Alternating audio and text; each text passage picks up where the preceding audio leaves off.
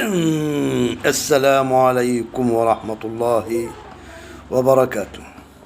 الجمعة إن شاء الله نهائي كاس السوبر بين الأهلي عظيم مصر وعظيم أفريقيا ونادي بيراميدز خلفا لنادي المهالك.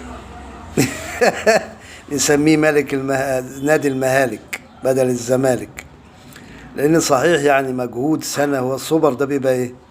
قطفة السنة كلها، ثمار السنة كلها هو إيه؟ كاس السوبر.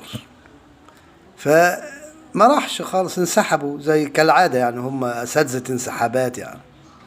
فلما انسحبوا ضيعوا السنة كلها اللي فاتت، وهي السنة اللي جاية إن شاء الله برضو مفيش صفر اليدين.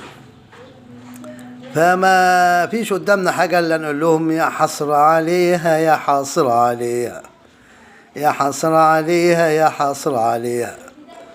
وده أقل حاجة ممكن نقدمها لنادي الزمالك كهدية لهم بعد إن شاء الله ما انسحبوا.